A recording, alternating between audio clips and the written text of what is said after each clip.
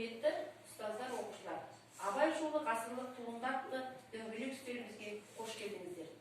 Биылғы 2020 жылы бір ел бір кітап акциясы аясында біздің ұлы ойшыл ғұлама ғалымымыз Әбу-Насыр әл-Фарабидің 1150 жылдығына орай Әнуар Әлімжановтың «Ұстаздың оралуы» романы және ұлы кемеңгер данышпан ақынымыз Абай Құнанбайұлының 175 жылдық мерейтойына орай Мұхтар Әуезовтің «Абай жолы» роман эпопеясы жыл бойы балалар насихатталады. Осы кітапханадан оқуларына болады.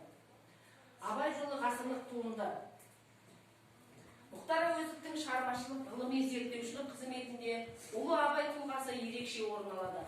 Абай жолы роман эпопеясы жазушы өзінің роман эпопеясында қазақ халқын, оның ұлттық дәстүрін барлық қырынан энциклопедиялық деңгейде жан-жақты ашып көрсетті. Әуезовтің Абай жолы роман эпопеясы әлемдік деңгейдегі 20 ғасырдағы ең үздік шығармалардың бірі деген жоғары баға алды.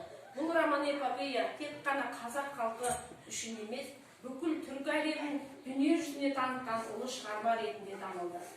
Алаш қайраткерлері ішінде ұлы ұлт даңқын көтергендердің бірі һәм бірегейі Мұхтар Әуезов. Ол халықтың рухани аманатын ұрпаққа бүкпесіз қалдырған қаламгер. Абайдың шынайы бейнесін аша білді.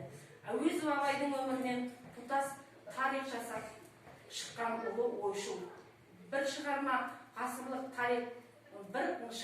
ғасырлық тарихты сыйдыра білген жазушы. Оның суреткерлігі бір төбе болса, адамгершілігі де бір төбе.